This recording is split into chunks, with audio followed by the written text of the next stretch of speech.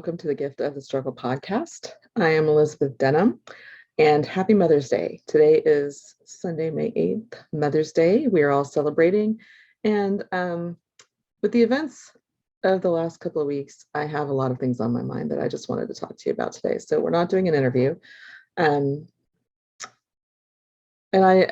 With Mother's Day and my journey to motherhood, I am really thinking a lot about the misogyny in the world right now. So I'm going to entitle this episode Motherhood and Misogyny. And part of it is based on an experience I've had this week, but it's an experience women have throughout life. So I made a post on my Facebook page that basically said, if you don't have a uterus, stay out of mine. And a man that I've known for years, who was a parent of a kid on my son's lacrosse team, commented and said, "What about the dead babies?"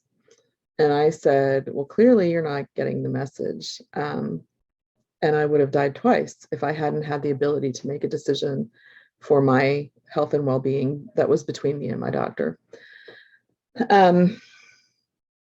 And further on down the thread, he said something about, "Well, I didn't call you a murderer." And that was in reference, I had pointed out his homophobia that he had demonstrated during the years that my son was playing, my son who happens to be gay. And so when a man says that to you, there are several things that it makes a woman feel. It makes you feel like you should explain why you're not a murderer, or why you had to make tough choices, or what the circumstances surrounding those tough choices were. And the fact is, as women, we don't owe anyone those explanations or those stories, but we are being forced to tell them in order to explain why the potential overturn of Roe v. Wade is a horrific and scary thing for women and parents of girls. I did not explain to him in that thread because I don't owe that to him. I don't have a problem talking about it. My experiences were more than 25 years ago. So I'm in a place where I can. Many women who have had more recent experiences like mine or worse are not in a place where they're emotionally able or ready to talk about it, and shouldn't have to. That should be something that can remain private, because it is a very personal, deep loss, and it takes an exploration of what you feel and think and what is the best decision for you and your family and your body. So we don't owe those stories to anybody. But I do want to share mine because I think that it's important for a man who assumes that I made a murderous decision to understand the complexities of what women go through to either become mothers or not to become mothers. In my case, I wanted children really badly. It took me 4 years to have a baby. On the other side of that, I know that I was one of the lucky ones because I had babies when I wanted, actually 4 years later than I wanted, but I was able to do it, and I was able to make my own choices. And in my first experience, after trying for several years, I had a miscarriage at 11 weeks. We went in for our first checkup, and there was no formed baby. It was even I knew at first look that something was wrong. It was just a bunch of tissue and had begun to deteriorate. I chose to have a D&C because I did not want to prolong the grieving process. I wanted to be able to try again. I wanted to get through it, and I didn't want to wait for my body to naturally expel this fetus, which could have taken days or weeks. Well, years later, what I learned was that I have unproductive labor. And so I don't go into labor without medical intervention. Why my body does that, I'm not exactly sure, but after 3 children, I finally understood how my body works and the best way for me to healthily have a pregnancy and a delivery. If I had waited, it may not have expelled. I may not have gone into any kind of labor that would have removed it. And so I could have become septic. I could have had infection. I could have had complications that could have endangered my ability to have future children. Um, and I did it because of my emotional state. What I didn't know at that time was that it was the healthiest thing for my body to go ahead and make sure that everything that needed to come out came out. Um, so I got pregnant again, probably a year and a half later. That one was ectopic. They had to do exploratory surgery because they could not find the baby on an ultrasound. I was bleeding a lot. Um, and so they suspected ectopic, but they could not find it. So I went in for exploratory surgery. My ex-husband was deployed. So I had to go spend the night with the CO's wife, which is kind of the last thing you want to do when you're going through something like that. She wasn't my family. I mean, I knew her, but it wasn't an ideal situation for me. I had to sleep on her pull-out couch. She had 4 kids. She drove me to the hospital in the morning, and dropped me off because she had to tend to things with her children. My parents had to fly up from Florida to Connecticut to be there when I woke up. And when I woke up, I found out for sure that it was an ectopic and that I was no longer pregnant. Um, the reason I had to spend the night at her house was because I could have bled out during the night. That is not out of the question that that would have happened. I was bleeding pretty heavily, and the doctor wouldn't let me be alone. So those are the kinds of dangers. In case I needed to go to the ER, I would have someone to take me. Those are the dangers women face. This is not an uncommon story. A year and a half, maybe after that, I got pregnant with my first healthy pregnancy and had my first son.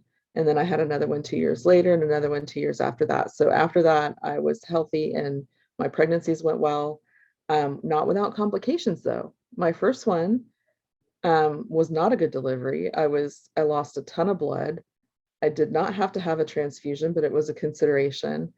Um, so I had a traumatic delivery.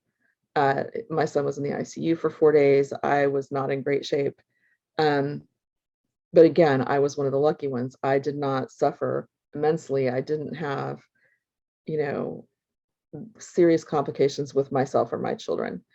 Um, but without the ability to decide that I wanted to have a DNC, to decide that I needed to have the ectopic, I needed an exploratory surgery. Nobody wants to do that when you're pregnant. And you always hold out the last little bit of hope that everything might turn out okay, even though you know it's probably not going to. Um, so there's a lot of emotion that goes in it. And the idea that a woman may have to prove that she's had a miscarriage in order to have a DNC, or in any case, is horrific to all women. Um, if I had had to prove that I had a miscarriage and an ectopic pregnancy, I don't know how my emotional state would have handled that. Because I did want kids, I did want a baby, but I also had to make decisions that were best for my life, my future fertility. Um, so it boggles the mind that somebody like this man would say to me, well, I didn't call you a murderer. Because if he knew those details, maybe he would have a little more empathy and understanding for what women go through. But instead, he would rather throw that word out like it's nothing, um, and assume that I had a different situation than I had, and try to provoke me into telling the story if that's what his intention was. I think his intention was more misogynistic than trying to force me to tell him something. I think it was to put me down and keep me in my place, or the idea that I owed him something. He continually went through the thread, saying that I owed him an apology for calling him homophobic and show him proof. Well, here's something funny. I do have proof. I have a contemporaneous email that I sent to some cousins asking for support and how to handle people like that in public places. Um, but I don't owe him that either. So I find it really frustrating on this Mother's Day that these are the kinds of attitudes women are still facing, that we owe a story, that we owe an apology for something that was clearly the truth, that we are threatened with slander and libel lawsuits. that we are called names. And when you say, I didn't call you a murderer, that's still calling me a murderer.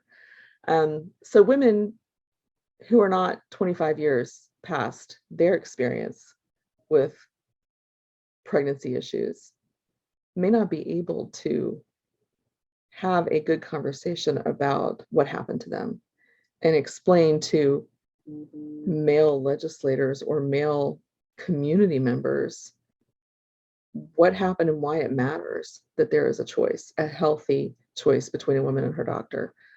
It's not about killing babies. It's not about convenience for the most part. Obviously there are cases where we may or may not agree with each other on what decisions women make. But the fact is, I have never walked another woman's shoes or life. And I would never have the audacity to tell someone what was the best decision for their lives and take the risk. What's funny? One thing that I thought when I was having my oldest son was women still die in childbirth. And there you are, and there's no going back. So you're having that baby one way or the other. Men don't have to face that kind of risk or fear. And mine wasn't an overwhelming fear, but the fleeting thought crosses your mind that women still die in childbirth. And then I had this horrific delivery. And I was, again, one of the lucky ones. But on a day that is celebrating women, I just wanted to include my story about men who don't want to celebrate women, but act like they do. You don't confront a woman with the word murderer ever, especially when you don't know the situation, but ever, even if you don't know it. So I hope that the women who are celebrating today, whether you are a biological mother, a stepmother, someone who mothers but hasn't given birth, and the men who support them unconditionally, I hope that you are celebrated for the strength and the bravery that it takes to walk through this world that is trying to take away women's rights on multiple levels. So that's not the most uplifting message, I don't think. However, I think it's an important one. And I think it's important for men to recognize that we are not children who can't be trusted with our own stories. And we are not children who can't be trusted. That's actually an insult to children, but we're not children who can't be trusted to make our own medical decisions. It really is mind-boggling that is the case. But I did want to tell that story because I do think it's important and I don't mind doing it. And I will tell that story over and over again for the women who aren't ready to tell theirs. So it's a short message today, but happy Mother's Day.